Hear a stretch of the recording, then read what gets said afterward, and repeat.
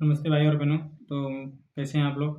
उम्मीद करता हूँ अच्छे होंगे और अपनी पढ़ाई भी शानदार तरीके से करते होंगे और मॉक टेस्ट भी लगाते होंगे और लगातार आप हमारे मतलब फॉलो करते होंगे टारगेट को भी। उम्मीद करता हूँ मैं, और आप अगर टारगेट को फॉलो करते होंगे तो ज़रूर इसके मतलब आपको ज़रूर कुछ ना कुछ अच्छा मतलब होता होगा। आपका भी पढ़ाई भी और रिवीजन भी बहुत अच्छे तरीके से आपका होता होगा।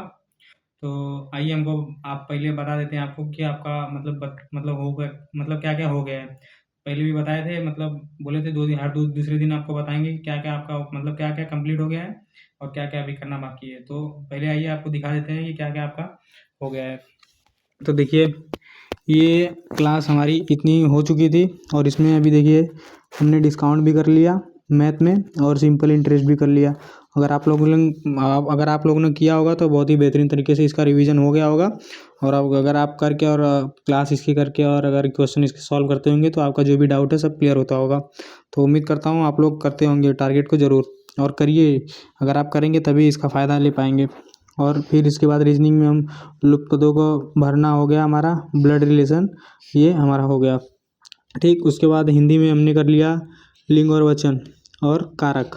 कारक अभी पूरा नहीं, आज एक दिन और आज मतलब कारक ही करेंगे क्योंकि कारक इंपॉर्टेंट टॉपिक है, इसमें से एक क्वेश्चन आता है। तो इसको एक दिन और बढ़िया से पढ़ के इससे क्वेश्चन अगर कहीं आपके मतलब प्रीवियस ईयर में जो भी हो लगा लेंगे, या फिर उससे रिलेटेड पूरा बढ़िया से एक बार एक दिन और कारक हम करेंगे। उसके बाद यहाँ पे आएंगे हम आज ज्योग्राफी। अभी हम पढ़ रहे हैं भारत का भूगोल। कल ने हमने भारत का भूगोल पढ़ा था और आज भी हम भारत का भूगोल ही पढ़ेंगे क्योंकि भारत का भूगोल से इंपॉर्टेंट क्वेश्चन वहाँ से बनते हैं, जैसे जनगणना हुआ, सेंसस सेंसस वेंसस से मतलब अच्छा इंपॉर्टेंट वहाँ का है। और उसमें थोड़ा आपको बढ़िया से एकदम पढ़ना है क्योंकि वो इंपॉर्टेंट टॉपिक है, वहाँ से भी क्वेश्चन मतलब बनते हैं, अच्छे खासे क्वेश्चन बनते हैं। इसलिए उसको बढ़िया से हम कम से कम भारत का भूगोल 3 से 4 दिन में ख़त्म करेंगे।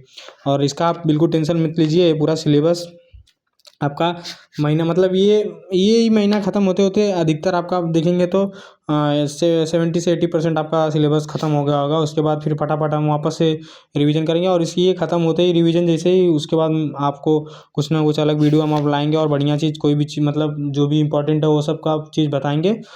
उसके बाद आज का टारगेट हम देख लेते हैं, आज का टारगेट हमारा क्या है। तो देखिए गाइस, आज का टारगेट हमारा ये है कि मैथ्स में हमको करना है कंपाउंड इंटरेस्ट। ठीक, कंपाउंड इंटरेस्ट मैथ में हमको करना है आज। और कंपाउंड इंटरेस्ट थोड़ा सा मतलब सब इससे भागते हैं, जो कि ये उतना टफ है नहीं। अगर आप करने को जाएंगे ना तो ये ईजी है। इसमें कई तरीके से रेशियो से और गोल्डन रेशियो लगता है, और अगर आपको मतलब याद है इसका परसेंटेज से भी होता है। मतलब जिस जैसे आपको अच्छा लगे आप कर सकते हैं इसको और करिए। लेकिन ये इजी टॉपिक है, बहुत हार्ड टॉपिक नहीं है। और इससे जो जीडी में क्वेश्चन भी बहुत ज़्यादा टफ नहीं बनता है, मतलब इजी बनता है। लेकिन आप करेंगे इससे, और क्वेश्चन हमेशा जानते हैं एक क्वेश्चन आता है, तो इसको बढ़िया से करिए। ये आज चलेगा एक क्लास कल मतलब कि कंपाउंड इंटरेस्ट का। ठीक, उसके बाद इसकी क्वेश्चन प्रैक्टिस कर लीजिए, बस ये करिए आप, मतलब हो जाएगा क्लियर आपका।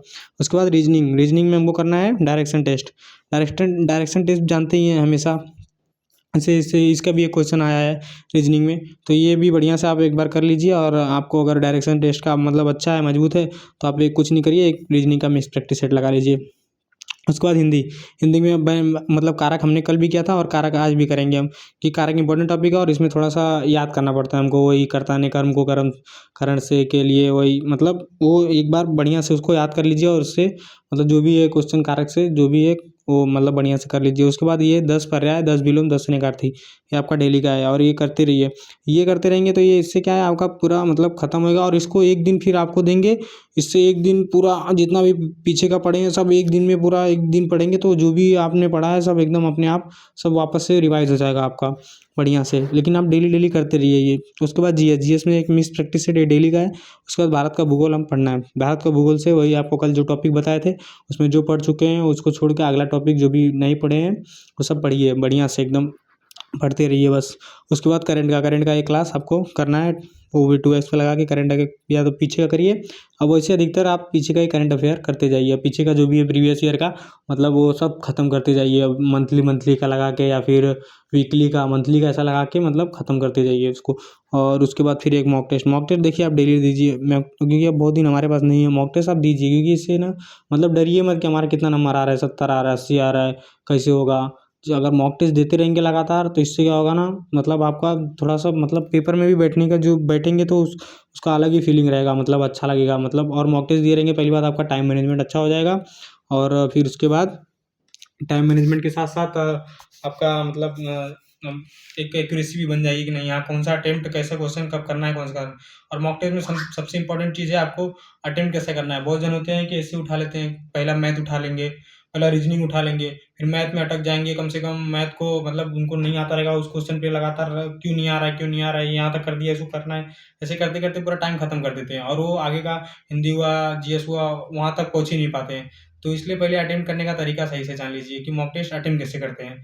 और ये मैं आपको मतलब अगर आप जेन्युइनली अगर जानना चाहते हैं कि मॉक टेस्ट अटेम्प्ट कैसे करना है और कैसे कैसे क्वेश्चन को कौन सा अटेम्प्ट करना है, कौन सा छोड़ना है, तो ये मैं आपको एक इसकी भी वीडियो में ज़रूर बना के आपको पहले मतलब डालूँगा और बताऊँगा कि कैसे-कैसे मॉक टेस्ट हो, कौन सा सब्जेक्ट पहले अटेम्प्ट करना है, कौन सा बाद में अटेम्प्ट करना है और मतलब कैसा टाइप का क्वेश्चन हो तो उसको पकड़ना है, मतलब उसको करना है, उसको मतलब अगर स्किप करने लायक है तो उसको छोड़ देना है।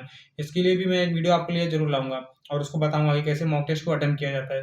वो बहुत इंपॉर्टेंट है क्योंकि बहुत लोग यही होते हैं, मैं देखा हूँ बहुत लोग को कि वो पहले रीजनिंग उठा लेंगे या फिर पहले मैथ उठा लेंगे, कुछ भी मतलब कोई भी सब्जेक्ट पहले ऐसा उठा के मतलब लगातार रगड़ मतलब करना चालू कर देंगे। फिर जहाँ अटके उसको छोड़ के भी स्किप करके आगे नहीं जाएँगे। उसी क्वेश्चन पे लगातार वो बोलेंगे अरे नहीं यहाँ तक कर लिया, आधा कर लिया हूँ, ये कैसे नहीं हो रहा है? फिर वापस से उसको करके मतलब ऐसे करते-करते एक क्वेश्चन के लिए कम से कम 7 से 8 मिनट खराब कर देते हैं। इससे क्या है ना, जितना भी आप ऐसा करेंगे, जो क्वेश्चन छोड़ने लायक है उसको छोड़ दीजिए, बाद में करिए।